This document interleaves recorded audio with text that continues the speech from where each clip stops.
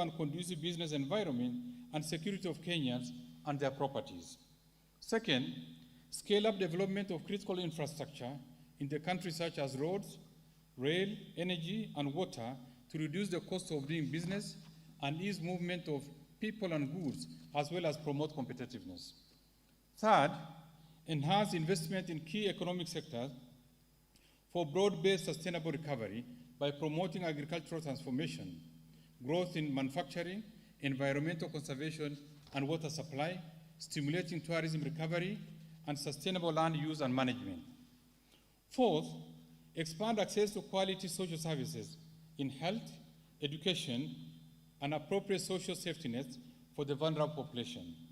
Fifth, support the youth, women, and persons living with disability through government-funded empowerment programs that leverages on partnerships with the private sector organization. Sixth, support county government through transfer of shareable revenues to strengthen their systems and capacity in service delivery. And lastly, implement various policy, legal, and institutional reforms to enhance efficiency of public service delivery. Mr. Speaker, following the outbreak of the pandemic, we implemented the Economic Stimulus Program to support economic activities and mitigate the adverse impact of the pandemic on Kenyans and businesses. The achievement of the program includes: 1, creation of 100,000 jobs opportunities for the youth under the Kazi Mtaani initiative, and 5,500 community scouts in wildlife conservation areas across the 47 counties. 2, improvement of education outcomes through construction of additional classrooms in secondary schools, procurement of locally fabricated desks for both primary and secondary schools, and recruitment of 4,000 and 8,000 primary and secondary school intern teachers, respectively. 3, enhancement of healthcare system capacity by recruiting 5,000 diploma and certificate level healthcare workers for 1 year under the universal health coverage. 4, enhancement of liquidity to businesses through payment of VAT refunds of shilling 10 billion and clearance of pending bills of shilling 13.1 billion.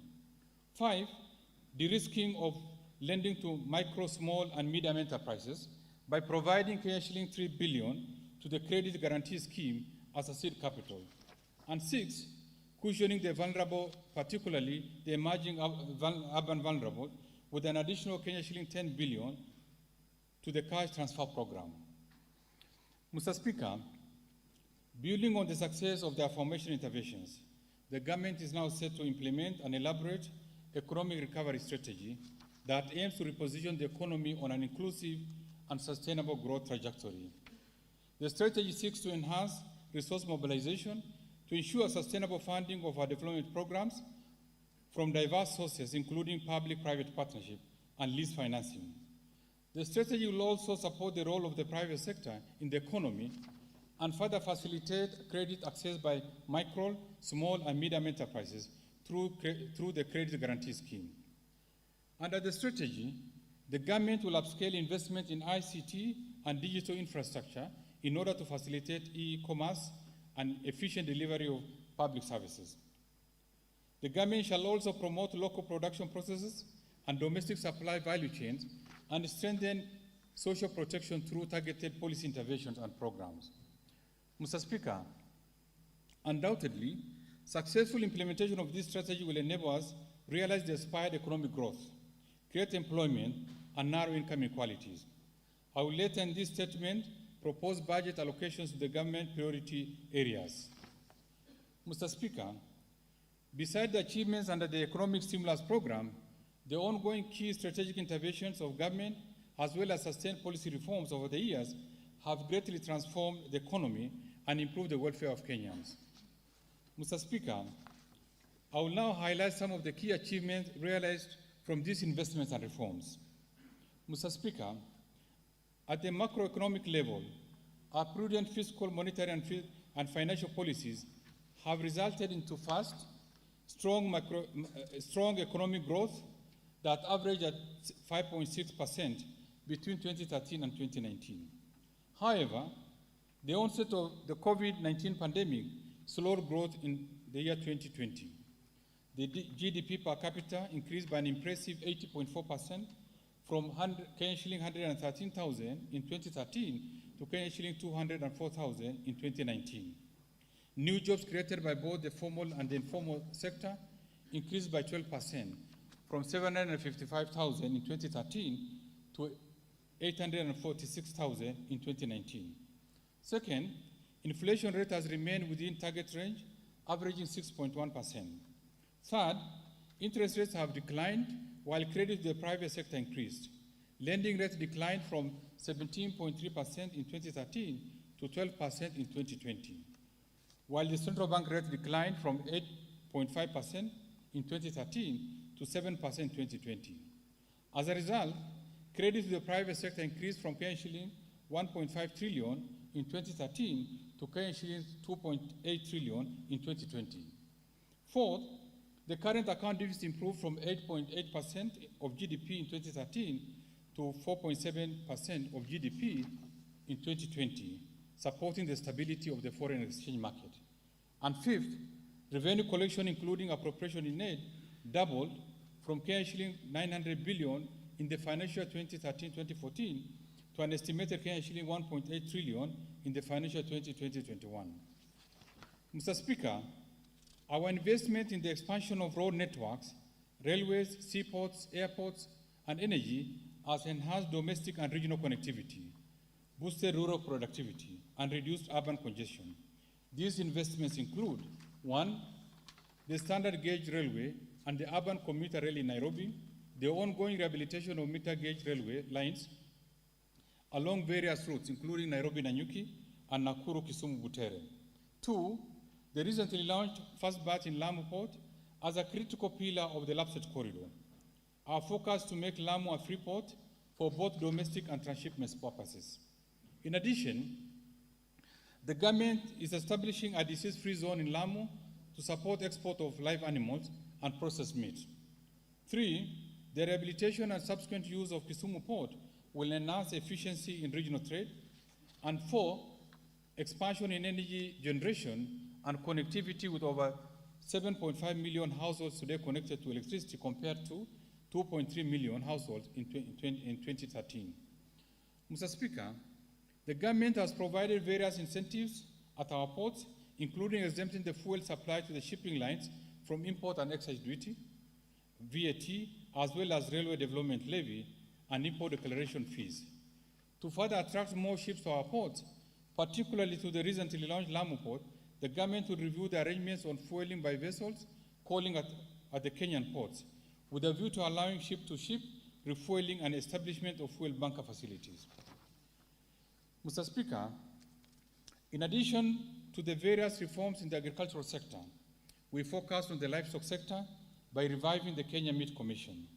We shall set up a meat processing plant in Lamu to provide ready market for livestock, increase income to farmers, and enhance the meat value chain.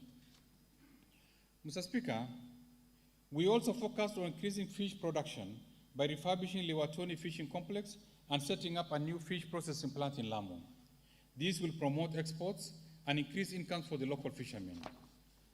Mr. Speaker, in order to improve access to land as a factor for development, we have stepped up investment in the sector and rolled out ambitious national program of land titling and digitization of land records. Mr. Speaker, tea and coffee subsectors provide livelihoods to millions of Kenyans. Despite its contribution, the foreign exchange earnings, the returns to farmers have been declining due to low productivity, high input cost, low levels of value addition, and weak regulatory and institutional framework. Under the ongoing reforms in the coffee and tea sectors, I'll be proposing further measures to enhance competitiveness of these subsectors. With regard to manufacturing, Mr. Speaker, the government has revived and transformed textile, leather, and automobile industries, which have in turn created jobs for our youth. The full operationalization of special economic zones in Dongokundu, Naivasha, and Kisumu will support local industries, industrial activities, and unlock additional employment opportunities. Mr. Speaker, The government over the years has supported local assembly of motor vehicles and motorcycles by providing various tax incentives. This includes removal of excise duty on locally assembled motor vehicles, duty-free importation of complete knockdown kits, and reduced corporate tax from 30 to 15% for the first 5 years of operation. I am pleased to note that the industry has responded positively to these interventions, and to date, we have approved 13 motor vehicle and 17 motorcycle assemblers. These local assemblers have created employment opportunities while also saving the country substantial foreign exchange.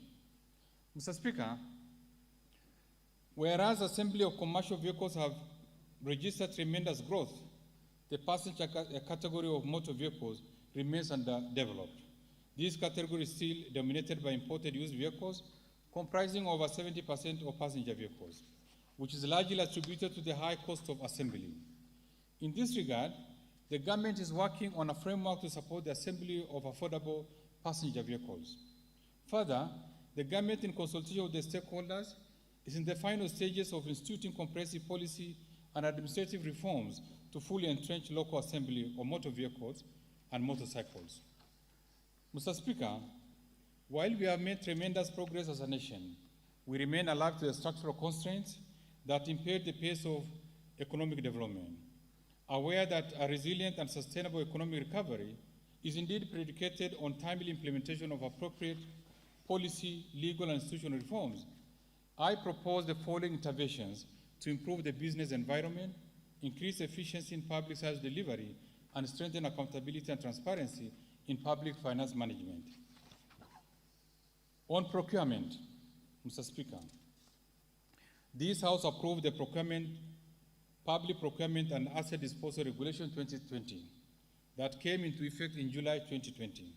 With this regulation, it's now easier for procuring entities to meet the specified requirements of bilateral and multilateral agreements on technology and knowledge transfer, local content, and employment quotas, among others. For smooth implementation of the regulations, we have conducted capacity building in all 47 counties. I therefore direct procuring entities to fully comply with these regulations. Mr. Speaker, in order to ensure efficiency in procurement process and facilitate access by micro, small, and medium enterprises, the government has reviewed consolidation policy on procurement of ICT equipment and related services. In this regard, procurement of ICT equipment and related services will be decentralized to various ministries, departments, and agencies with effect from 1st July 2021. Mr. Speaker, last year, we began the process of automating public procurement through an end-to-end electronic procurement system. So far, we have developed an implementation strategy that re-engineers all public procurement processes, including functional and technical requirements. In order to actualize this initiative, 31st December 2021 will be the final date for rolling out the electronic government procurement system and therefore discontinuation of the manual procurement processes. In this regard, the government will realize savings as a result of greater efficiency, reduce operational costs, enhance transparency and accountability through increased bidding participations. Mr. Speaker, to support our local contractors and undertake construction of infrastructure projects, we have proposed changes to the contracting framework through the Public Procurement and Asset Disposal Bill 2020. The bill before this House proposes, among others, to allow award of contract to multiple bidders. This indeed will support local firms and accelerate the delivery of services. Mr. Speaker, given the prevailing business environment due to the adverse impact of COVID-19 pandemic, there's an urgent need to evaluate the financial position and governance of key state corporations and institutions. It is in this respect that the government is exploring targeted reforms to strengthen these institutions, including public universities. Mr. Speaker, in the interim, the government provided financial support to strategic institutions, including Kenya Airways, Kenya Power and Lighting Company, and Postal Corporations of Kenya, which were indeed in dire need of cash to meet critical obligations. Mr. Speaker, we have developed a robust information management system to strengthen the statutory role of the National Treasury in financial and operational oversight, as well as the financial risk analysis for state corporations. Mr. Speaker, you may recall that the government introduced cost sharing in public universities in the year 1991. At that time, government funding to public universities per year was set at Kenya shilling 120,000 per student. Of these, government capitation per student was Kenya shilling 70,000, while students contributed Kenya shilling 50,000 through loan funding from Higher Education Loans Board, out of which Kenya shilling 16,000 catered for tuition fees. This is less than half of tuition fees paid currently by students in various colleges of technical and vocational education and training institutions. The ideal cost of training a student in a university has increased from Kenya shilling 120,000 to about Kenya shilling 200,000 per year, and therefore the prevailing funding arrangement introduced in 1991 is unsustainable. Under the current arrangement, universities have not only experienced financial constraints, but have also been unable to continuously honor their statutory obligations. Mr. Speaker, in order to ensure sustainability and self-reliance of public universities, the Ministry of Education is expected to engage stakeholders beginning July 2021 with a view to addressing this matter. Mr. Speaker, delays in payment of pending bills to businesses who provide services to both national and county government has affected liquidity and operation of these entities. In a number of cases, this has led to closure of businesses and affected livelihoods of the suppliers. Though progress was made in settlement of these bills by the national government, we still have challenges with the county government that still owe various suppliers huge amounts. In this regard, I direct government ministries, departments and agencies, and the county governments to clear all their pending bills by 30th June 2021. Mr. Speaker,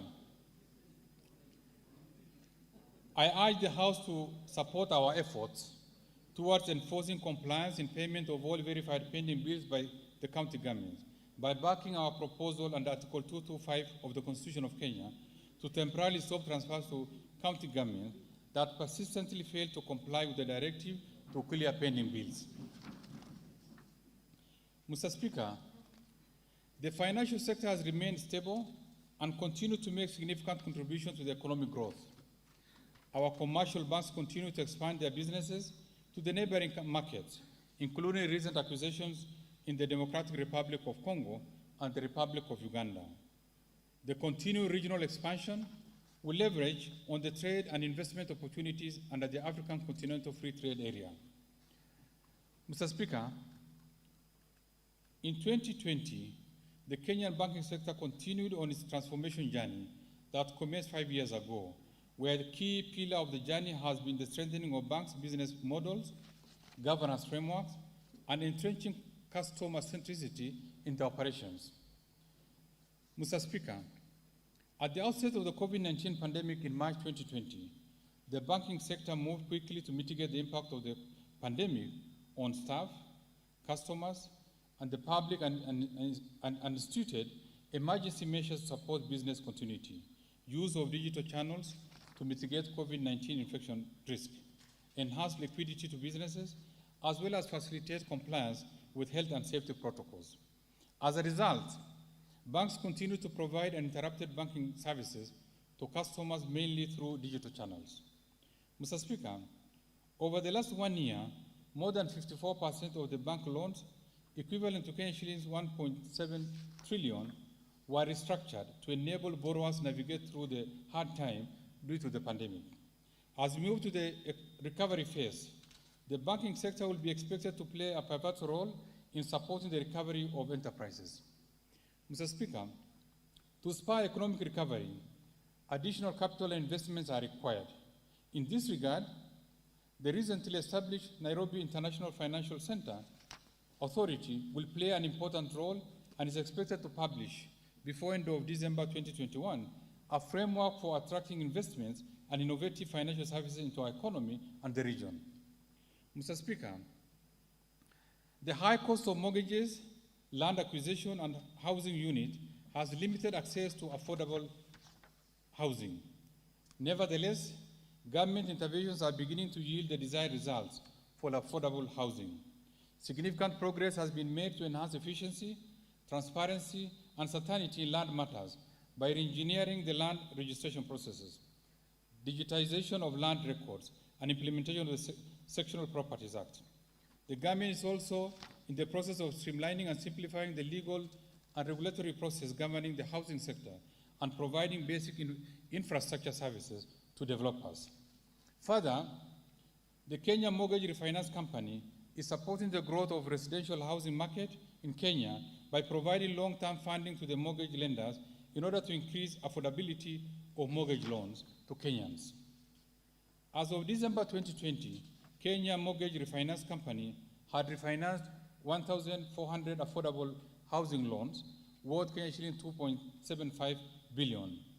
Mr. Speaker, the Kenya Mortgage Refinance Company is scheduled to issue an infrastructure bond by October 2021 to raise additional financing for its affordable housing finance objective. Consequently, the company plans to issue green bonds to finance climate-friendly housing projects. Mr. Speaker, during the current financial year, the government operationalized the credit guarantee scheme by providing seed capital of shilling 3 billion to de-risk lending to micro, small, and medium enterprises. To this effect, the National Treasury signed credit guarantee agreements with 7 commercial banks who have now rolled out credit to micro, small, and medium enterprises. Mr. Speaker, to further promote access to affordable credit by micro, small, and medium enterprises, the government has committed to progressively raise the capital to shilling 10 billion. In this budget, I propose to allocate an additional shilling 2 billion to the scheme. Mr. Speaker, alongside the credit guarantee scheme, on account of improved business environment, the private sector has rolled out other innovative credit products targeting micro, small, and medium enterprises. Through these innovations, the banking sector had disbursed over shilling 20.8 billion to micro, small, and medium enterprises, equivalent to 0.7% of total gross loans by end of April 2021. Mr. Speaker, in order to unlock the full potential of digital lenders, the government has, through the Central Bank of Kenya Amendment Bill 2021, proposed to provide for licensing of digital credit service providers. This bill has been submitted to this House for consideration and approval. Mr. Speaker, capital markets play a critical role of channeling national savings and foreign capital inflows into the productive sectors. In order to enhance inclusivity and access to investment opportunities in the capital markets, I propose to amend the Central Depository Act to allow for opening of omnibus investment accounts by persons investing on behalf of others in the securities market. This will allow investment by individuals as well as collective investment by groups. Further, to improve efficiency in our capital markets and ensure fair administrative actions by the Capital Markets Authority, I propose to amend the Capital Markets Act to enable the Capital Markets Tribunal to hear and determine any appeal within 90 days. Mr. Speaker, following the Kenya Bankers Association and other industry players, we shall establish an electronic over-the-counter secondary market platform for government securities. This platform will help in deepening our domestic debt market, improve pricing efficiency and transparency in securities trading, thereby lowering yields and cost of credit in the economy. We expect the operations of the over-the-counter to be in place by June 2022.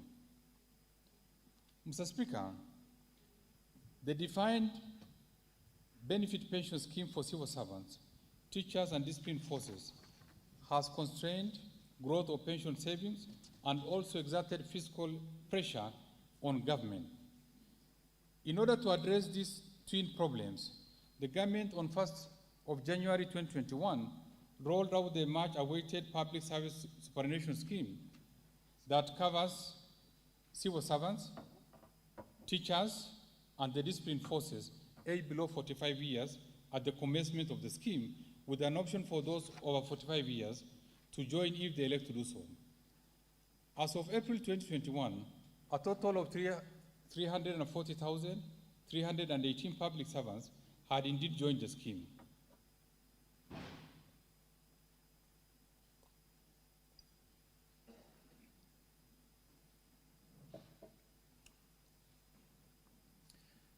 Mr. Speaker, in the past, the processing of payment of pension benefits to retired public servants has neither been efficient nor timely, thus denying senior citizens regular incomes. To address this, National Treasury has carried out targeted reforms including systems reengineering and the provision of real-time pension services in all the Huduma centers countrywide. I am pleased to note that as a result of these interventions, the cumulative pension payments and pension file process increased by 40% by 31st May 2021 compared to the previous year. We expect further improvement with the planned implementation of pensions management information system late in the year. Mr. Speaker, given the disparities in the design of the various existing pension schemes and the attendant laws, it has become necessary that these laws be harmonized, hence the need for establishment of one national retirement policy. The policy currently under development seeks to achieve comprehensive pension coverage across formal and informal sectors so as to protect the interests of beneficiaries and rights of pension contributors. In this regard, Mr. Speaker, I shall be publishing the policy by December 2021. Mr. Speaker, further, to enhance good governance and improve accountability and transparency in the management of retirement benefit schemes, I propose to amend the Retirement Benefits Act to provide for the registration and regulation of corporate trustees that provide services to pension schemes. Mr. Speaker, our retired citizens have continued to experience challenges in accessing Medicare. For this reason, we have developed post-retirement medical regulations to allow members to make additional voluntary contributions to a medical fund.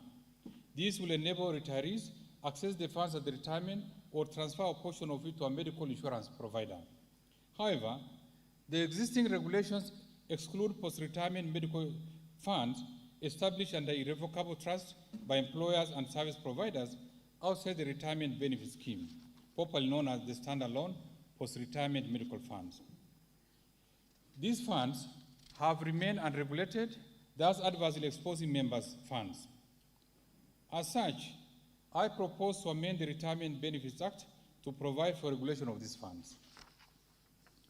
Mr. Speaker, majority of Kenyans in the informal sector are not covered by any pension scheme, making them vulnerable during old age.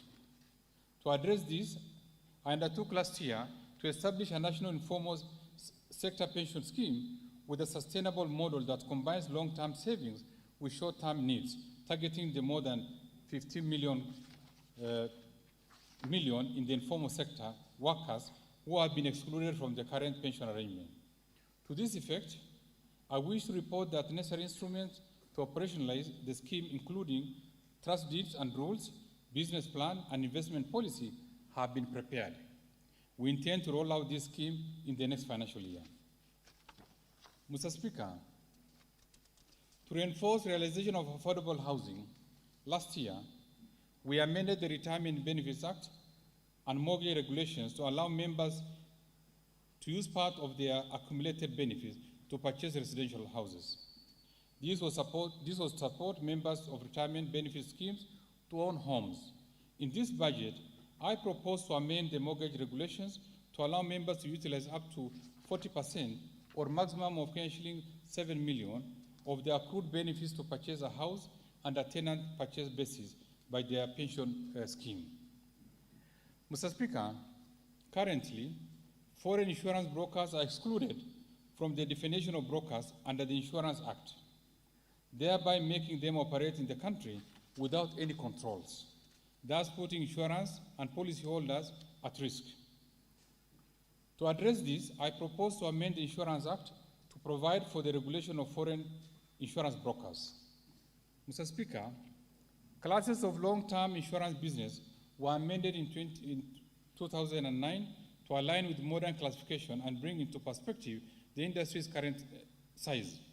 However, the permitted maximum management expenditure was not updated to match the new classification, which causes insurance to either overestimate or underestimate the management expenses, impacting negatively on policyholders. I therefore propose to amend the insurance regulations to provide for the maximum permitted expenditure for each category. Mr. Speaker, To effectively manage disaster response in a more coordinated manner, the government has developed a Disaster Risk Management Bill 2021. The objective of the bill is to better prepare and coordinate our disaster response, mitigation and recovery, as well as build resilience at both national and county levels. Given the urgency to provide a framework for disaster management at both levels of government, I appeal to this House to prioritize consideration of this bill. Mr. Speaker, climate change remains a key concern globally, given its adverse impact on economies. In this regard, government will strengthen capacity of national and county governments to plan, budget, implement, and monitor climate resilience investment. The government has partnered with development partners in the implementation of the proposed financing locally led climate action program and already mobilized funding of Kenyan shilling 18 billion to support the initiative over the next 5 years. Through this program, we shall strengthen national and county government capacities to manage climate risk through support to the county climate change units, establishment of county climate change fund, and development of climate change laws. Mr. Speaker, the government has also developed and approved the Sovereign Green Bond Framework, identified a portfolio of projects for consideration under the framework, and is prepared to issue the first sovereign green bond to raise capital to finance green projects under the economic recovery strategy. Mr. Speaker, as part of ease of doing business reforms to facilitate trade, we have finalized the development of maritime single window system under the TradeNet system. This will provide an harmonized and simplified ship-to-shore clearance procedures to maritime stakeholders. The maritime single window system will allow shipping agents in Kenya to electronically submit vessel pre-arrival and pre-departure declarations to government agencies. The maritime single window system is expected to replace the current system that is manual, decentralized, with unnecessary lengthy processes that affect the ship turnaround time and increase costs of port to Mombasa. I am pleased to know that this maritime single window system went live on 2nd June 2021.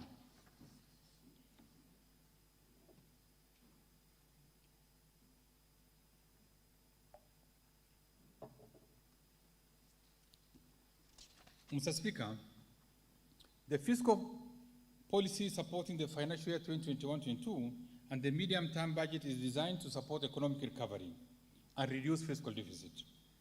The policy aims to mobilize revenues through the ongoing reforms in tax policy and administration.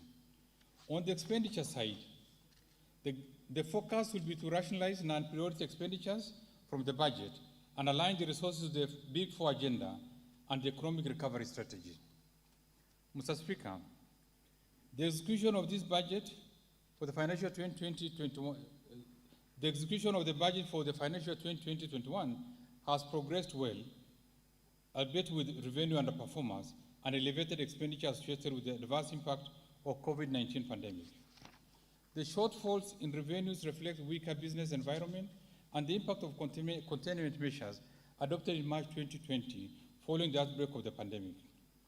The government then responded to the pandemic by, among others, implementing tax relief measures in April 2020. These measures resulted in reduced collection of revenues, adversely impacting the implementation of the budget. Arising from these, the government in January 2021 made reversal of some of the relief measures, resulting in improvement in revenue collection. However, in March 2021, containment measures were introduced as a result of the third wave of the COVID-19. These measures lasted for only 1 month.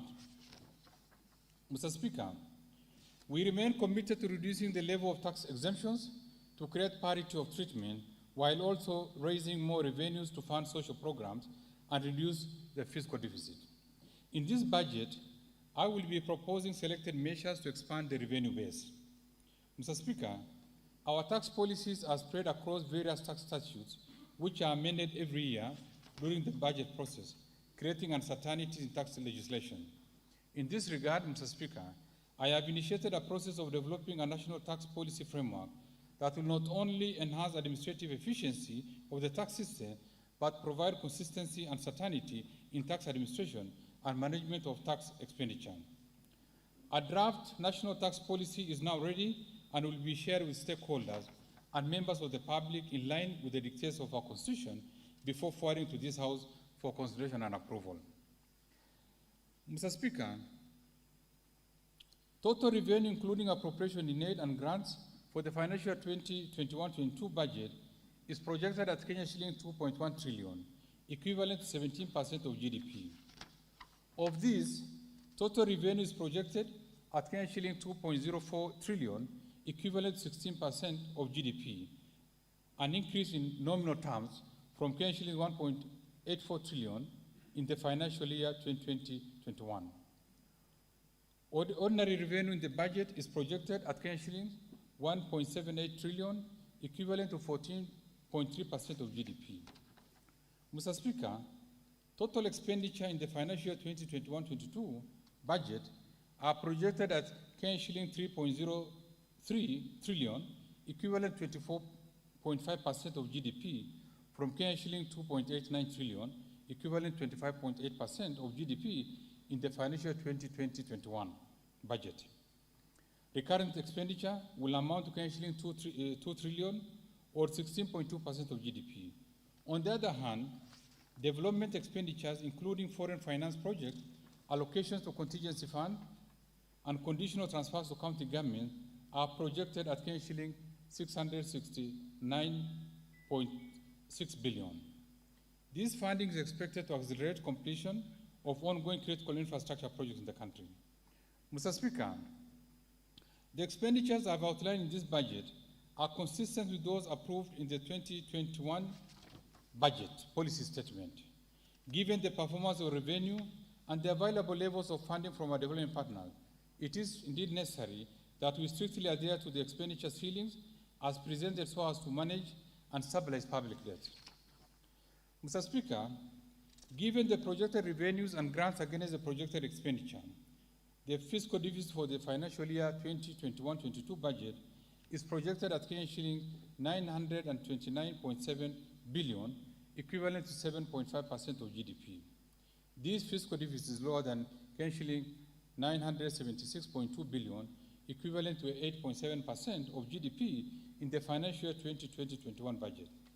The fiscal deficit in 2021-22 budget will be financed through net external financing of Kenya shilling 271.2 billion, equivalent to 2.2% of GDP, and net domestic financing of Kenya shilling 658.5 billion, equivalent to 5.3% of GDP. Mr. Speaker, our medium-term consolidation policy aims at reducing fiscal deficit progressively to Kenya shilling 613.8 billion, equivalent to 3.6% of GDP by the year 2024-25. In this respect, we shall closely monitor the impact of COVID-19 to the economy and accordingly adjust the fiscal plan, including tax measures, to ensure that our development agenda remains sustainably funded. We shall carefully do this while limiting in-house adjustments of the budget for new projects except those of emergency nature. This will enhance certainty in the budget process and improve implementation of government programs and projects while adhering to the fiscal consolidation plan. Mr. Speaker, Kenya's public debt remains sustainable, but the debt carrying capacity has, however, declined. Financing of the fiscal deficit will continue to be strictly guided by the debt and borrowing policy and the annual medium-term debt strategy. Mr. Speaker, the government is implementing reforms to strengthen the institutional arrangements of public debt management by aligning the operations of the Public Debt Management Office to the PFM Act. In this respect, decisions of the day-to-day management and operations of the public debt management shall be undertaken by the Public Debt Management Office to enhance efficiency, strengthen accountability, and transparency. In addition, Mr. Speaker, during this calendar year, we have scheduled a set of debt management operations to lower costs and risk in our public debt portfolio to improve on the country's debt sustainability indicators and sovereign credit rating. I look forward to support of the August House for the amendment of public debt ceiling set in the Public Finance Management Act to enable implementation of debt management operations, including financing of the fiscal deficit. Mr. Speaker, with the desire to meet our development objectives, The gap between development needs and available resources has been expanding, underscoring the need for alternative financing mechanism. Last year, I highlighted the importance of public-private partnership as an option for closing the financing gap. The current Public-Private Partnership Act impairs expeditious financial closure of public-private partnership projects. To this effect, I undertook to transform the public-private partnership framework, which included review of legal, operational, and institutional structures. In this regard, I submitted the Public-Private Partnership Bill 2021 to this House for consideration and approval. Mr. Speaker, let me now turn to the highlights of the government spending priorities in the coming financial year. In light of the revenue challenges and significant expenditure demands, spending in the financial 2021-22 will focus on critical areas with the highest impact on the well-being of Kenyans and support economic recovery. Therefore, the total program spending for the financial 2021-22, excluding redemptions, amounts to shilling 3.03 trillion. Mr. Speaker, the government will continue with the implementation of the economic stimulus program in the financial 2021-22. With regards, with targets to cushion vulnerable citizens and businesses, particularly those affected by the COVID-19 pandemic. We have in this regard set aside shilling 23.1 billion in the financial 2021-22 budget for continuation of this program. Mr. Speaker, out of this, shilling 3 billion is earmarked for youth empowerment and employment creation under the Kazi Mtaani program. Shilling 2.6 billion will go towards enhancing liquidity to businesses. Shilling 6.4 billion for improving educational outcomes. Shilling 6.9 billion for improving environment, water and sanitation facilities. Shilling 1.97 billion for improving agriculture and food security, as well as shilling 1.2 billion for recruitment of health workers. Mr. Speaker, I have also set aside shilling 1 billion for Kenya Wildlife Services to employ community scouts. Mr. Speaker, the implementation of priority programs under the Big Four agenda is a critical part to supporting sustainable economic recovery and accelerating employment creation. To realize this, Mr. Speaker, I have set aside shilling 142.1 billion to support the implementation of the Big Four agenda for both drivers and enabler projects. Mr. Speaker, the outbreak and rapid spread of the COVID-19 pandemic necessitated an urgent need to upscale implementation of universal health coverage to all our counties. Towards this end, Mr. Speaker, I have proposed an allocation of shilling 121.1 billion to the health sector to support the various programs aimed at improving health outcomes.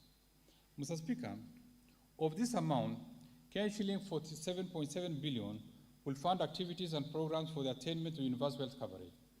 Mr. Speaker, specific allocations for the various activities and programs includes shilling 8.7 billion for the Kenya COVID-19 Emergency Response Project, shilling 4.1 billion for free maternity health care, shilling 7.2 billion for the managed equipment services, as well as shilling 1.8 billion to provide medical cover for the elderly and severely disabled persons in our society. To lower cases of HIV, AIDS, and malaria and tuberculosis in the country, shilling 5.8 billion has been set aside. To enhance vaccines and immunization program, we've set aside shilling 3.9 billion. Further, Mr. Speaker, we propose an additional shilling 14.3 billion for purchase of COVID-19 vaccines and related expenditure in the course of the financial 2021-2022. Mr. Speaker, to enhance early diagnosis and management of cancer and reduce the burden of treatment among Kenyans, I have proposed an allocation of shilling 450 million for procurement of cyberknife radiotherapy equipment for Kenyatta University Teaching Referral and Research Hospital. A further shilling 350 million has been set aside for the establishment of 2 cancer centers in Meru and Kakamega. Further, to improve health service delivery, shilling 15.2 billion has been set aside for Kenyatta National Hospital, shilling 11.5 billion for the Moi Teaching and Referral Hospital, shilling 7.3 billion for the Kenya Medical Training Centers, shilling 2.8 billion for the Kenya Medical Research Institute, Kenya shilling 1.2 billion for the construction of Kenya National Hospital Vans and Pediatric Centers. Kenya shilling 863 million for procurement of family planning and reproductive health commodities. And Kenya shilling 600 million for procurement of equipment at the National Blood Transfusion Center. Mr. Speaker, affordable housing program is a pragmatic approach to addressing the housing problem, especially in the urban centers. To ensure success of this initiative, I have proposed an allocation of shilling 13.9 billion for the affordable housing program. The proposed allocation includes shilling 3.5 billion to Kenya Mortgage Refinance Company for establishment of the company's capital, as well as for own lending to primary mortgage lenders. Shilling 8.2 billion for construction of affordable housing units, as well as shilling 500 million for construction of social housing units. Mr. Speaker, to support the Nairobi Metropolitan Services in reversing urban indignity in Nairobi City County, shilling 100 million has been set aside for the Nairobi Metropolitan Service Improvement Project and shilling 111.2 million for construction of footbridges.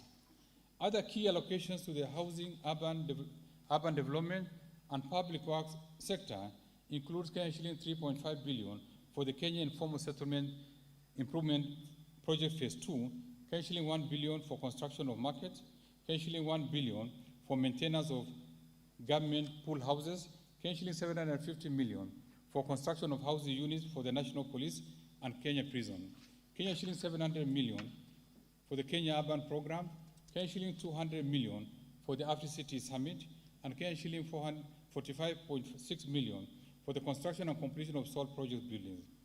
In addition, Mr. Speaker, I have proposed an allocation of shilling 700 million to support the Nairobi Bus Rapid Transport Project to offer an efficient and time-saving public transport.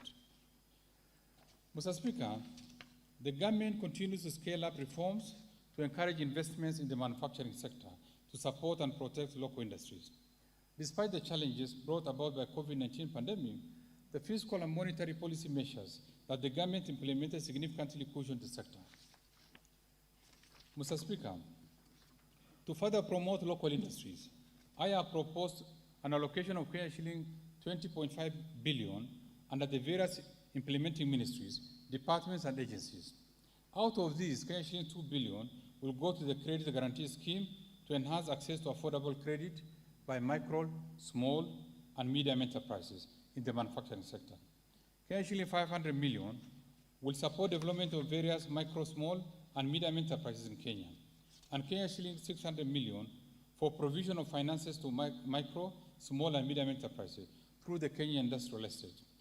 In addition, Mr. Speaker, I have set aside shilling 8.3 billion for Dongokundu Special Economic Zone, shilling 350 million for development of the Special Economic Zone, Textile Park in Naivasha, Kenani Leather Industrial Park, and at the River Textile Hub.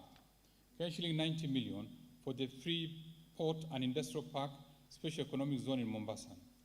Other proposed allocations include shilling 130.2 million for the modernization of Rivertex, shilling 800 million for access roads to industrial park facilities.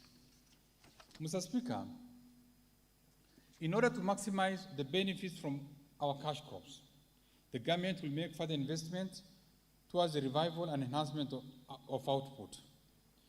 In this respect, Mr. Speaker, I have proposed 210.4 million for coffee industry revitalization, shilling 59.2 million for modernization of cooperative cotton ginneries, and shilling 50 million for cotton development as a subsidy and extension support.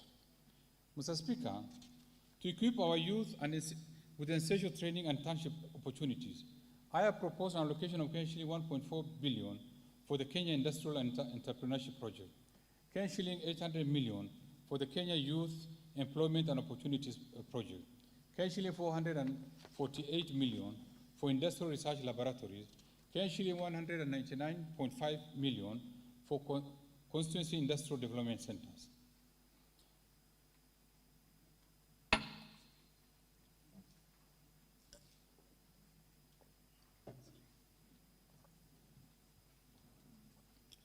Mr. Speaker, In order to support our aspirations of attaining 100% food and nutrition security, I have set aside Kenya 60 billion to relevant programs in this budget. Out of these, Kenya 7 billion will go to the National Agricultural and Rural Inclusivity Project, Kenya 2.7 billion for the Kenya Cereal Enhancement Program.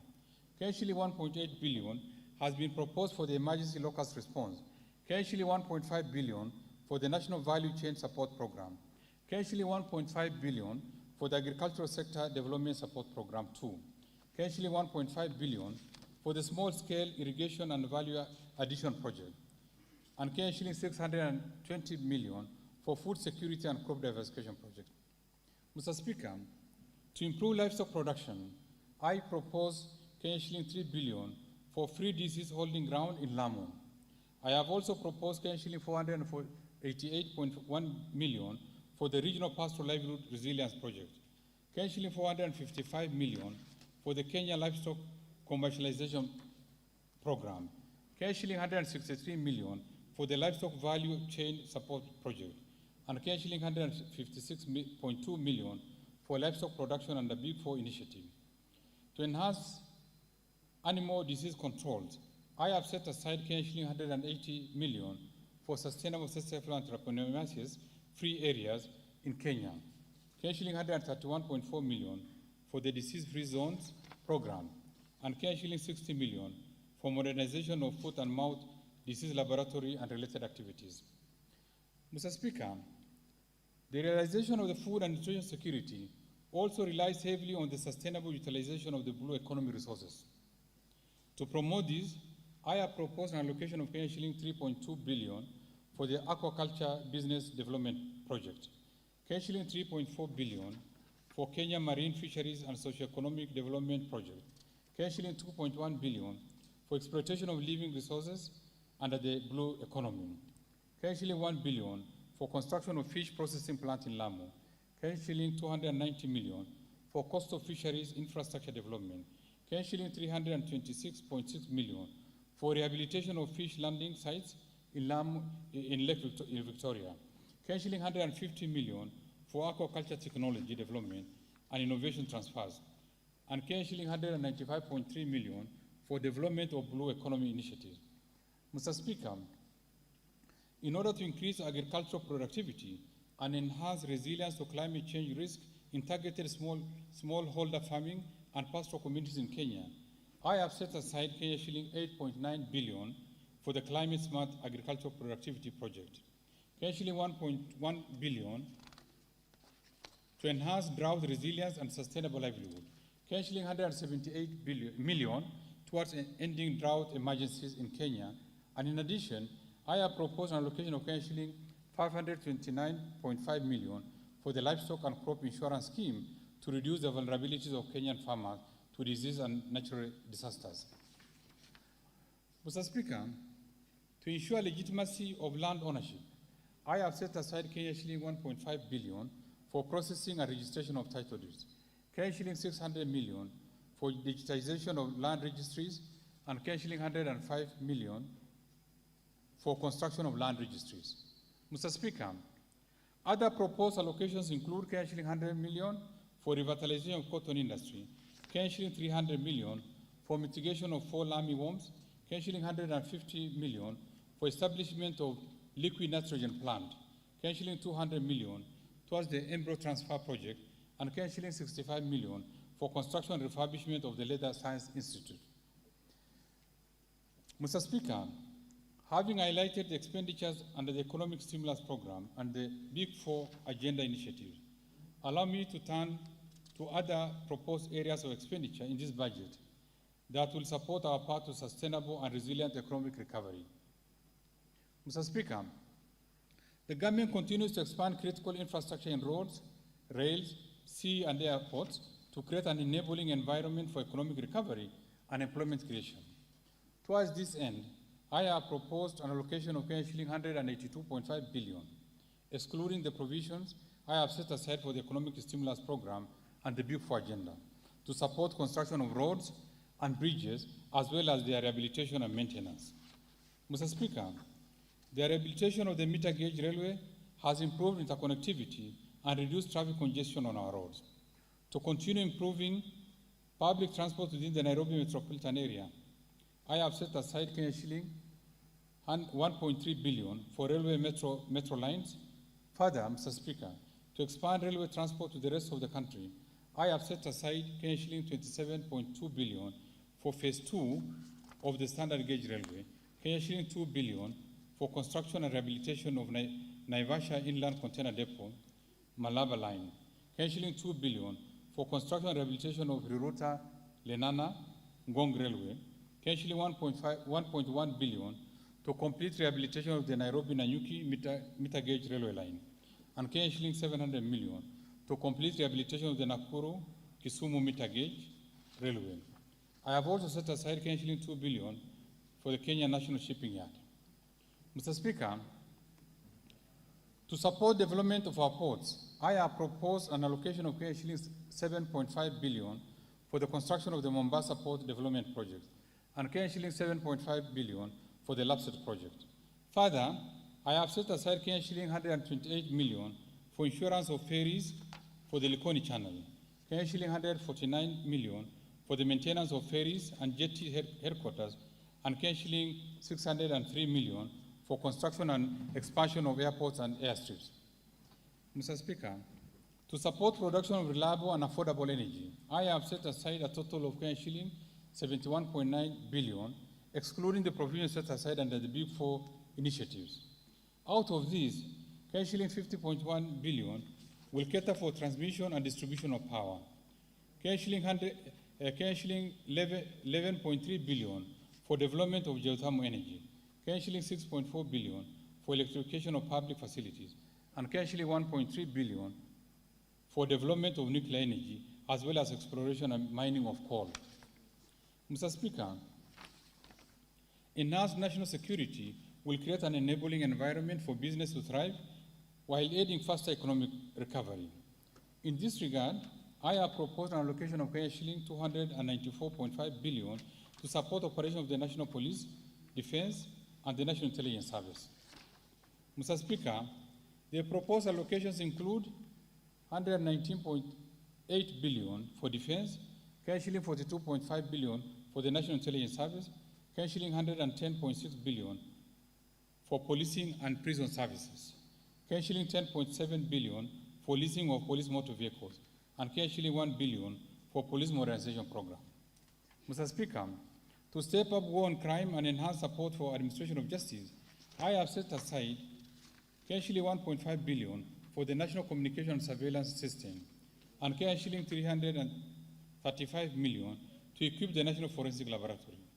Mr. Speaker, other allocations include Kenya shilling 4.8 billion for medical insurance for the National Police Service and prisons, Kenya shilling 2.3 billion for the group personal insurance for the National Police and prisons, as well as Kenya shilling 1 billion for the National Integrated Identity Management System. Mr. Speaker, the outbreak of COVID-19 pandemic last year disrupted in-person learning, leading to closure of schools for 9 months. The government is determined to recover the lost time while ensuring safe learning in our schools, colleges, and universities. In this respect, I have set aside a total of Kenya shilling 202.8 billion to support programs in the education sector. Mr. Speaker, out of the proposed allocation, Kenya shilling 12 billion will cater for free primary education, Kenya shilling 2.5 billion for recruitment of teachers, Kenya shilling 62.2 billion for free day secondary education, including insurance under the NHI for secondary school students, Kenya shilling 4 billion for examination fee waiver for all class 8 and Form 4 candidates, and Kenya shilling 1.8 billion for the school feeding program. In addition, Mr. Speaker, I have proposed an allocation of Kenya shilling 1 billion for the competency-based curriculum, and Kenya shilling 420 million for the digital literacy program and ICT integration in our secondary schools. Mr. Speaker, to support infrastructure development and ensure safe learning in our schools, I have proposed an allocation of Kenya shilling 4.2 billion for primary and secondary schools infrastructure, and Kenya shilling 1.8 billion for construction and equipping of technical training institutes and vocational training centers. Further, Shilling 1.1 billion has been set aside to increase access and improve the quality of technical and vocational education and training programs under the East African Skills Transformation and Regional Integration Project. Mr. Speaker, other proposed allocations to the education sector includes Shilling 281.7 billion to Teachers Service Commission, Shilling 76.3 billion for university education, Shilling 15.8 billion to the Higher Education Loans Board, Shilling 5.8 billion for Kenya Secondary School Education Quality Improvement Project, and Shilling 5.2 billion capitation to TVET students. Further, Shilling 745 million has been set aside for the technical vocational education training and entrepreneurship. Shilling 633 million for promotion of youth employment and vocational training, and Shilling 323 million for the National Research Fund. Mr. Speaker, when COVID-19 pandemic struck last year, we injected additional resources to the traditional cash transfer program to cushion the vulnerable in our society. To continue protecting this vulnerable segment, I have proposed an allocation of Shilling 37.8 billion for social protection and affirmative actions in this budget. Mr. Speaker, out of this allocation, Shilling 16.7 billion will cater for cash transfers to elderly persons, Shilling 7.9 billion for orphans and vulnerable children, and Shilling 1.2 billion for orphans for persons living with severe disabilities. Mr. Speaker, the proposed allocation also includes Shilling 4.1 billion for the Kenya Hunger Safety Net program, Shilling 3.7 billion for the Kenya Development Response to Displacement Impact Project, and Shilling 2.7 billion for the Kenya Social and Economic Inclusion Project. In addition, Shilling 933.8 million will go to the Child Welfare Society of Kenya, Shilling 400 million for the Presidential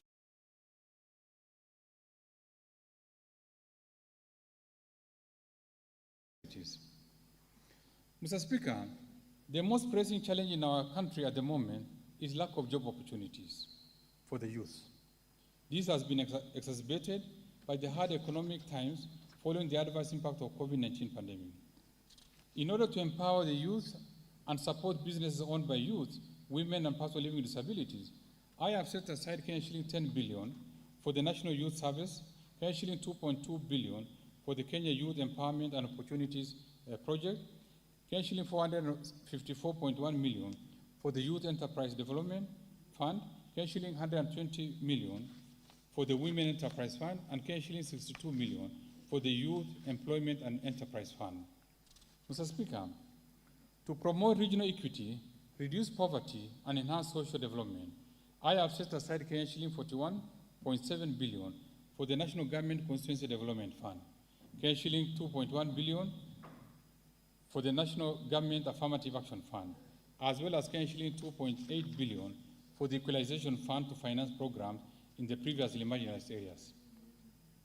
Mr. Speaker, the rapid technological advancements portend great potential to catalyze economic recovery, create jobs, and improve lives and livelihood for Kenyans.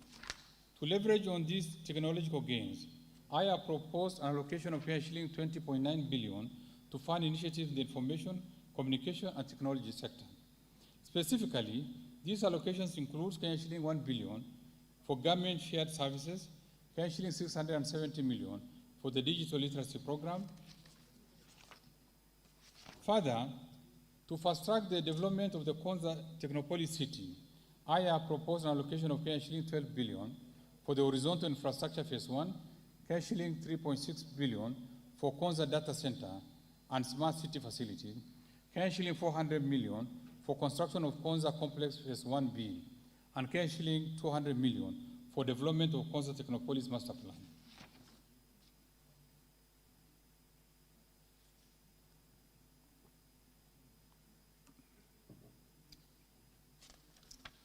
Mr. Speaker, other proposed allocations include Shilling 1.2 billion for maintenance and rehabilitation of National Optic Fiber Backbone Phase 2 expansion cable, Shilling 1.1 billion for installation and commissioning of Eldoret Nadapal fiber optic cable, and Shilling 463 million for maintenance and rehabilitation of last mile county connectivity network. Mr. Speaker, the outbreak of COVID-19 pandemic and the ensuing containment measures significantly affected tourism, sports, culture, and arts sectors. To support recovery of these sectors, I have proposed an allocation of shilling 15 billion for the Sports, Arts, and Social Development Fund, shilling 1.7 billion for the Tourism Fund, shilling 643 million for the Tourism Promotion Fund, and shilling 90 million for refurbishment of the regional stadium. Mr. Speaker, to expand access to clean and adequate water for domestic and agricultural use, I have proposed an allocation of shilling 38 billion for water and sewerage infrastructure development, shilling 16.4 billion for water resource management, and shilling 10.8 billion for water storage and flood control. In addition, I have set aside shilling 10.5 billion for irrigation and land reclamation, and shilling 1.6 billion for water harvesting and storage for irrigation. Mr. Speaker, in order to support environment and water conservation, I have set aside shilling 9.6 billion for forest and water towers conservation, shilling 3.3 billion for environment management and protection, shilling 1.4 billion for meteorological services, and shilling 8.2 billion for wildlife conservation and management. Mr. Speaker, to enhance good governance and scale up fight against corruption, I have set aside shilling 3.3 billion for the Ethics and Anti-Corruption Commission, shilling 3.2 billion for the Office of the Director of Public Prosecutions, and shilling 7.6 billion for the Criminal Investigation Services, and shilling 5.9 billion for the Office of the Auditor General. Additionally, Mr. Speaker, to enhance the oversight and legislative role of Parliament and access to justice, I propose to set aside shilling 37.9 billion for Parliament and shilling 17.9 billion for the judiciary. Mr. Speaker, acknowledging the place of devolution in our country, the county governments will receive shilling 370 billion as equitable share, representing 27.3% of the most recent audited and approved revenue raised nationally, in line with Article 2032 of the Constitution.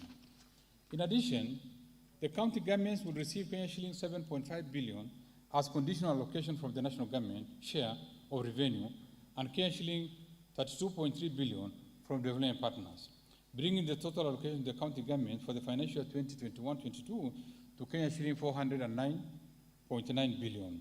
Indeed, this marks a substantial increase compared to shilling 353.2 billion allocation in the financial year 2020-21, a clear testimony of the government's commitment to supporting devolution. Mr. Speaker, in line with the High Court ruling on petition number 252 of 2016, directing that conditional and unconditional grants to county government should not be provided for under the Division of Revenue Act, the National Treasury is in consultation with other stakeholders is developing an appropriate legal instrument to be used to disburse additional conditional grants from the national government's share of revenue, as well as from proceeds of loans and grants to county governments. Mr. Speaker, in February 2020, the national government and the national city county government entered into a mutual agreement in line with Article 187 of the Constitution, through which the Nairobi City County transferred some of its functions to the national government. To ensure that the process of such a transfer of functions is fully reinforced in law, the National Treasury is developing a legislation to operationalize Articles 187 and 189 of the Constitution on transfer of functions and cooperation between the national and county governments. Mr. Speaker, to facilitate performance of the transferred functions by the Nairobi Metropolitan Services, I propose to allocate shilling 27.2 billion, which will comprise 18 billion for recurrent expenditure and shilling 9.2 billion for development expenditure.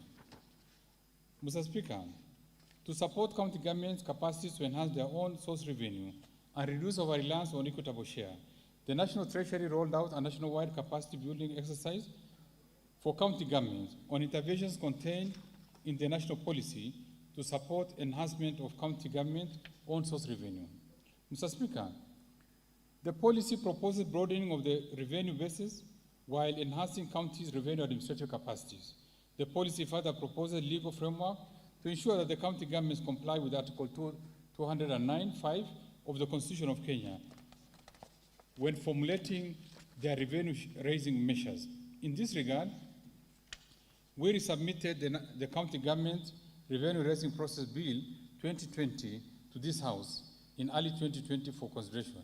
It is my hope that this bill will get necessary priority and approval.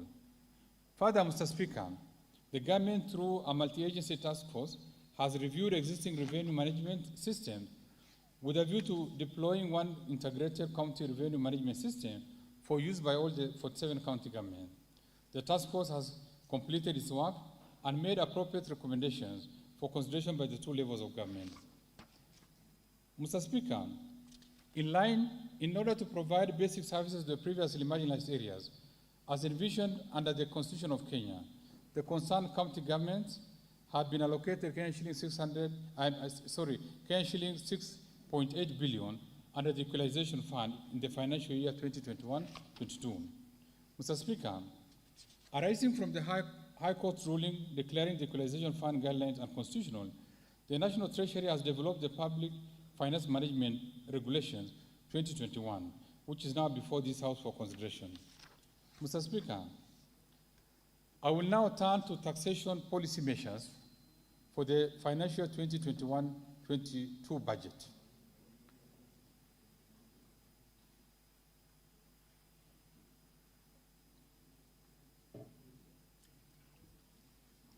I will begin by highlighting some of the key measures on custom duty as agreed during the East African Community Partner States pre-budget consultation in May 2021.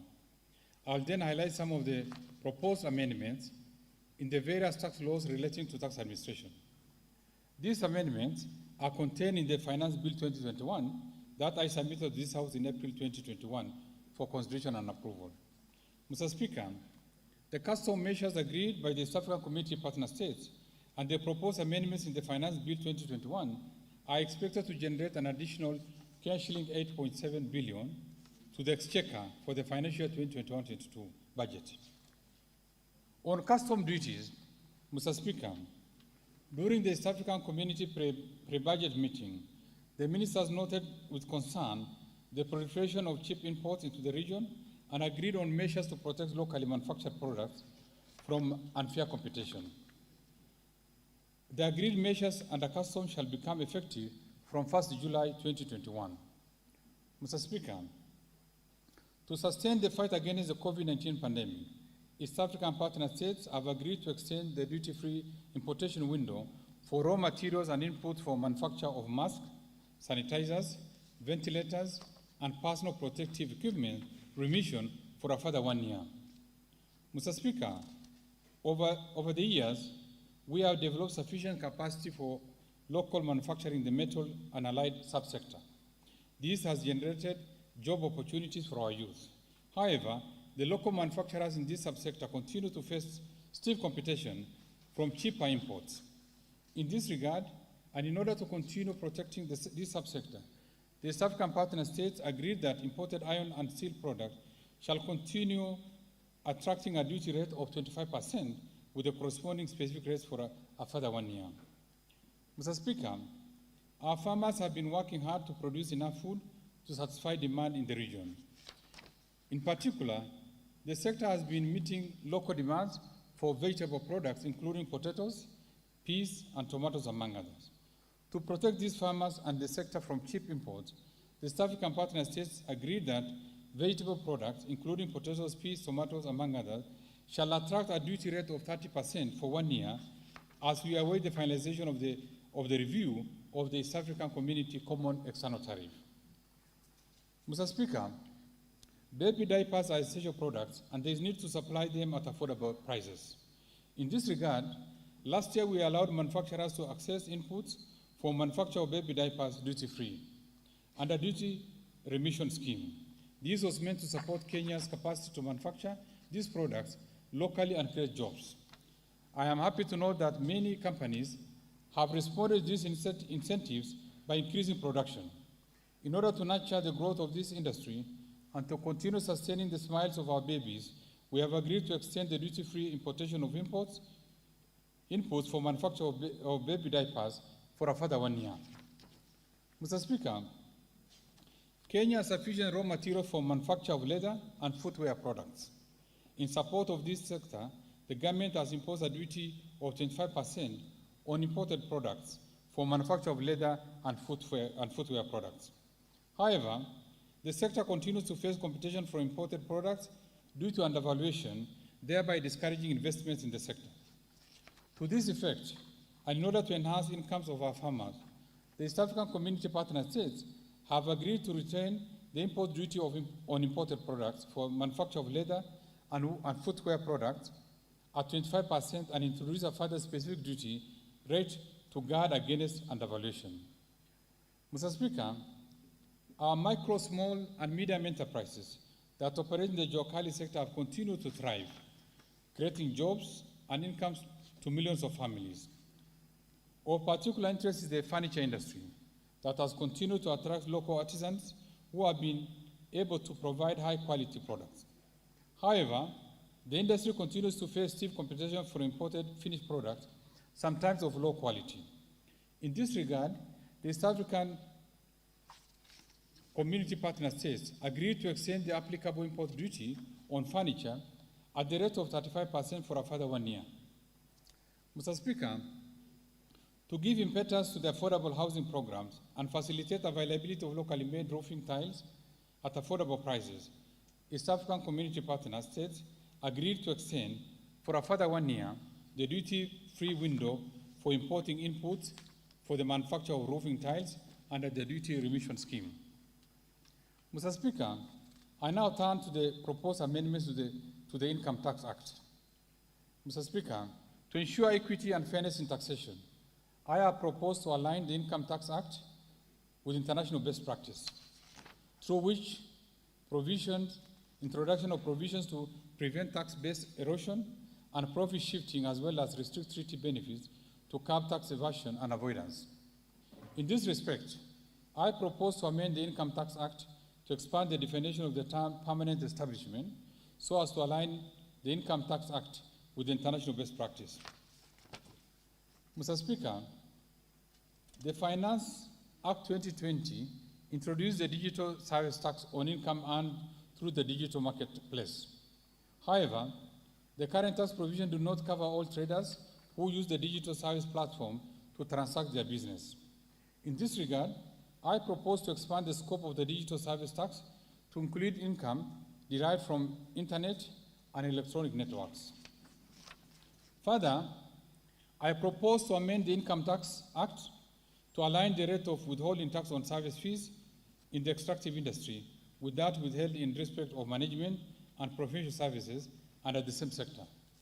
This will remove ambiguity and manipulation that result in leakage of tax revenue through characterization of income. Mr. Speaker, the private contribution made to insurance companies enjoy tax relief. However, the contribution to the National Health Insurance Fund do not enjoy this relief, despite the fund being the largest medical cover for majority of Kenyans under the universal health care. In order to support the contributors and encourage more non-registered persons to join the fund, I propose to amend the Income Tax Act to allow the contribution to the National Health Insurance Fund qualify for tax relief at the rate of 15% of the contributed amount. Mr. Speaker, the Income Tax Act provides for a tax rebate to employers who offer internship to a minimum of 10 university graduates for a period of 1 year.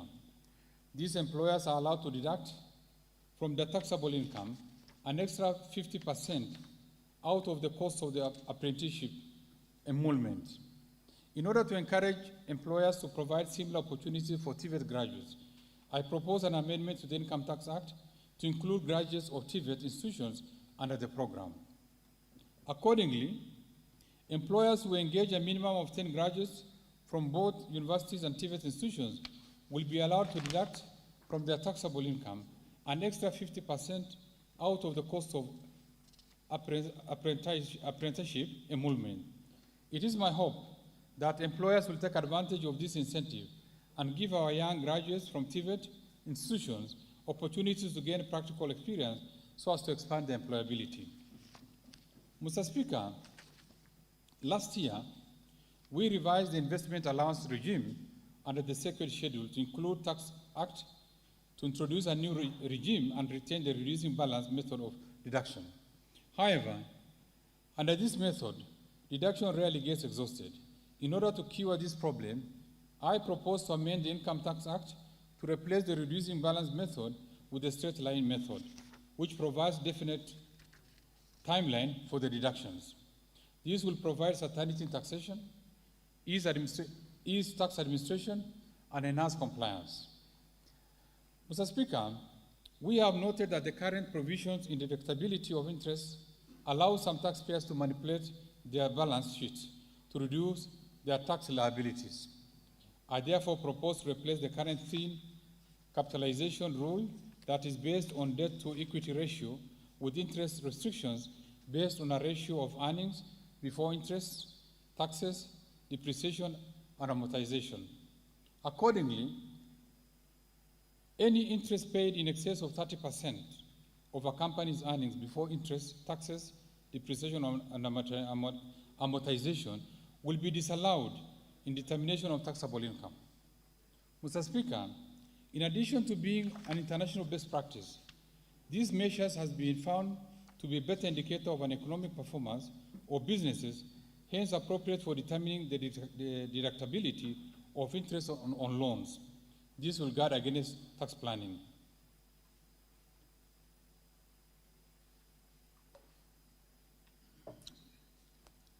Mr. Speaker, I now turn to the proposed amendments under the Value Added Tax Act. In order to strengthen our healthcare system, make the cost of medicines affordable for Kenyans, and step up the fight against COVID-19 pandemic, I propose to introduce VAT exemption on medicaments used in our health facilities, including decongestants and food supplements.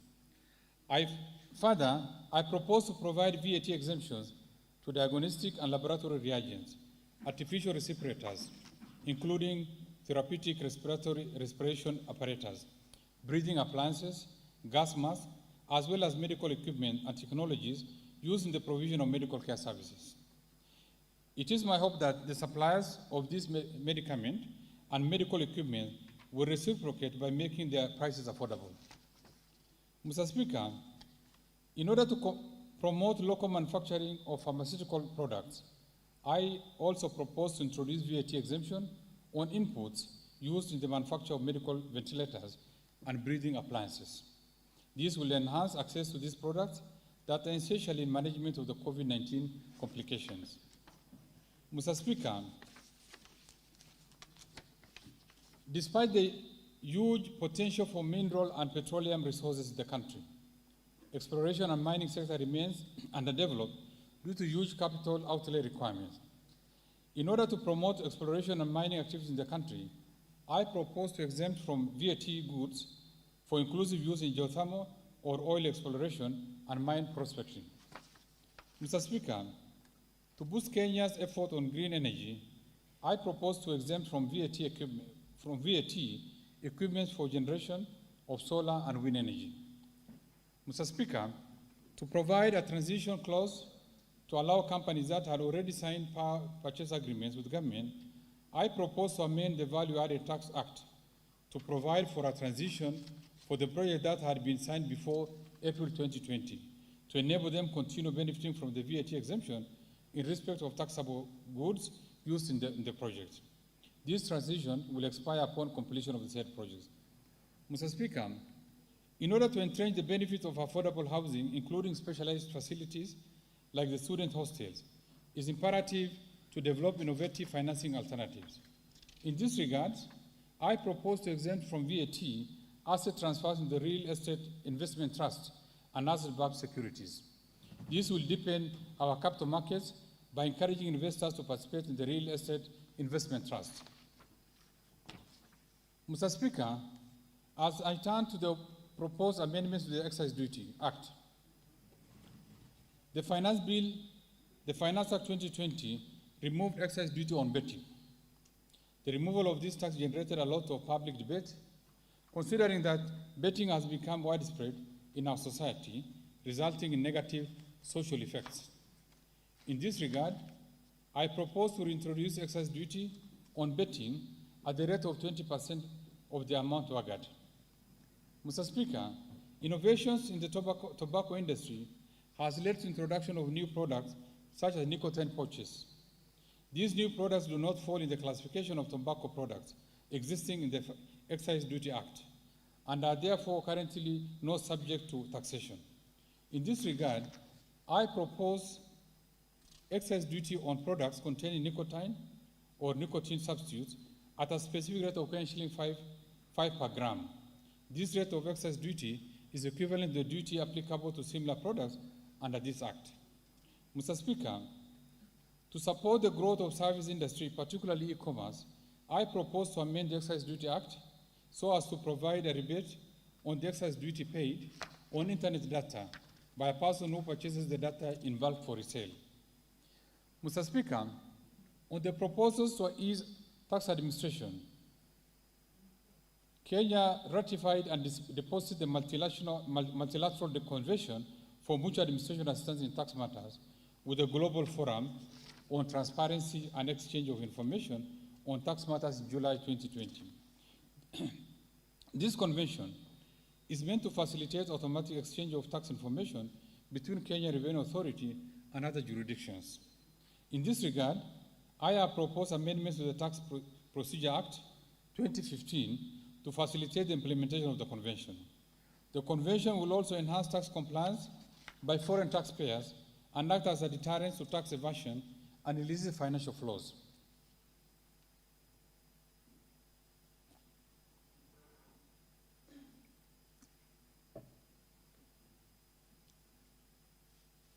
In addition, I propose to amend the Tax Procedures Act to empower the Kenya Revenue Authority seek intervention of other agencies to facilitate compliance with the provisions of the Digital Service Tax.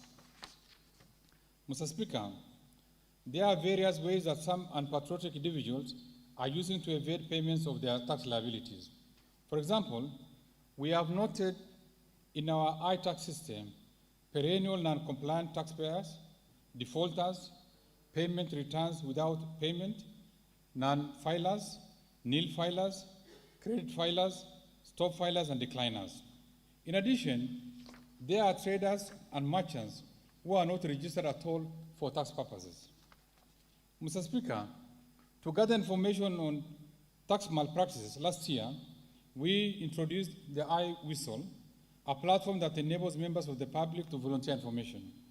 As at the end of April 2021, the iWhistle platform had received a total of 502 whistles, and we thank the public for volunteering useful information. Considering the complexities and changing dynamics of intelligence gathering, and to empower the Kenya Revenue Authority tax malpractices, I propose to amend the Kenya Revenue Authority Act to increase the maximum reward to a person who provides information leading to the identification of unassessed taxes from shilling 100,000 to shilling 500,000. Further, I propose to increase the reward to a person who provides information leading to recovery from maximum shilling 2 million to shilling 5 million. This will encourage receipt of voluntary information to Kenya Revenue Authority, thereby bolstering tax compliance and revenue collections. Mr. Speaker, the Tax Appeals Tribunal has been hearing tax disputes and providing judgments at a very slow pace as the tribunal sits on a part-time basis. This has led to huge backlog of pending cases before the tribunal. Currently, there are 549 pending cases with a revenue implication of shilling 107.4 billion. In order to strengthen the tribunal and allow members to expeditiously hear and conclude cases, I have proposed various amendments to the Act through Tax Appeals Tribunal, Bill 2021, which I have submitted to this House for consideration. I urge the House to prioritize this bill so as to facilitate faster disposal of tax appeals to enable us boost revenue collection. Mr. Speaker,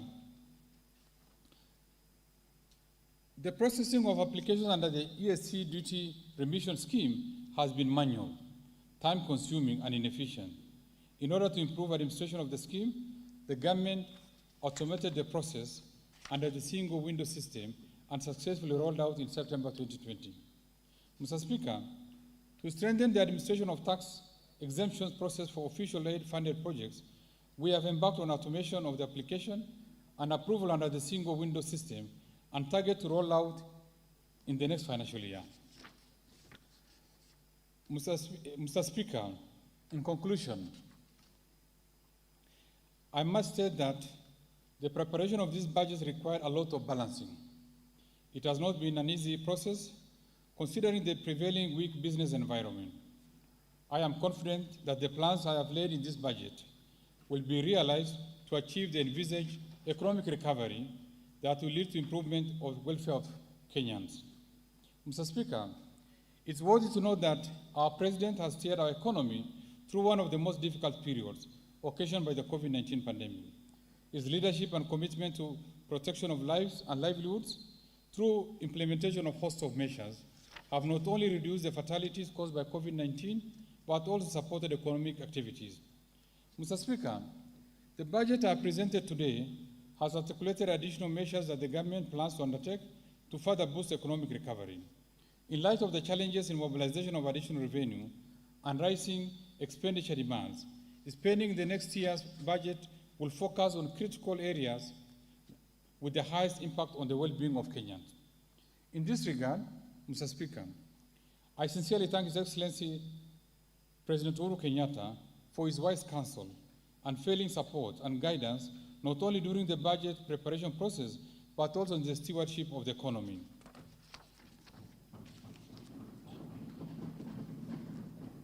I also thank my fellow cabinet secretaries, the various accounting officers, and staff for their contributions to the financial 2021-22 budget process. Mr. Speaker, I also express deep gratitude to Kenyans for the insightful contributions, proposals, and suggestions that helped us to finalize this budget. In addition, my appreciation also goes to first, the Honorable Speakers of the National Assembly and the Senate, the majority and minority leaders, as well as other leadership of the House, and their respective class for overseeing the approval of the budget estimates for the financial 2021-22 and the related documents. Second, to honorable members of the Budget and Appropriation Committee, the Finance and National Planning Committee, and other departmental committees of this House, as well as the staff of the Parliamentary Service Budget Office, for their constructive input during the approval process of the budget. Third, in a very special way, I give tribute to my incredible, selfless team at the National Treasury and Planning who have worked tirelessly for very long hours to ensure that this budget and supporting documents were prepared in time as per their legal requirements. Fourth, the management and staff of Kenya Revenue Authority, Central Bank of Kenya, the Attorney General's Office, Commission of Revenue Allocation, financial sector regulators, and the various agencies under the National Treasury and Planning for their contributions and advice during the budget process. Fifth, our multilateral development partners, especially International Monetary Fund, the World Bank, the African Development Bank, and all other bilateral development partners for their contribution to our development agenda through various technical and financial support. Further, I thank the private sector for their resilience and continued contribution to the economic development of this country. Sixth, my appreciation goes to the fourth estate for the active reporting on economic and financial development, as well as engagement on the financial year 2021 and 2022 budget process. Lastly, Mr. Speaker, I remain grateful to my family for their unfailing support, regular encouragement, and understanding as I steer my responsibility at the National Treasury and Planning at a critical time like this. I thank you all, and may God bless Kenya. Mr. Speaker, before I resume my seat, you recall in April 2021, I submitted to this House the budget estimates and the Finance Bill 2021, together with accompanying documents as required by the Public Finance Management Act 2012. Today, I further submit the following documents to this August House and request that you graciously receive them. 1, the budget statement for the financial year 2021-22. 2, budget policy statement 2021, estimates of revenue, grants and loans for the financial year 2021-22 budget. 4, financial statement for the financial year 2021-2022 budget. 5, medium-term debt management strategy 2021. 6, budget highlights, the Mwananchi guide for the financial year 2021-22. And lastly, statistical annex to the budget statement for the financial year 2021-2022. Thank you, Honorable Speaker.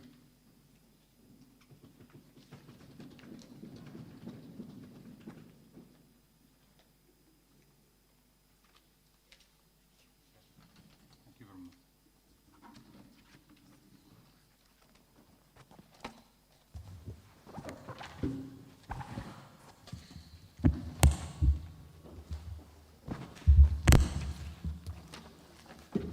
Honourable members, I wish to thank the Cabinet Secretary for the National Treasury and Planning for having made this public pronouncement on the budget highlights of for the national government for the financial year 2021-2022 and the medium term and the revenue-raising measures. And as you know, honourable members, today's budget speech will not be accompanied by the usual parliamentary courtesies given the limitations occasioned by the prevailing COVID-19 pandemic and the attendant Ministry of Health's guidelines regarding public meetings. In this regard, upon adjournment of the House and exit of the Speaker's procession from the chamber, all guests are asked to depart the precincts of Parliament at their own pleasure. However, arrangements have been made for a modest press conference by the Cabinet Secretary for National Treasury at Parliament Gardens. Our members may also take the opportunity to address the media on matters pertaining to the budget in the usual manner at the Parliamentary Gardens. Now, honourable members, time being 5 minutes past 5, the House now stands adjourned until Tuesday, 15th of June, 2021 at 2:30 p.m.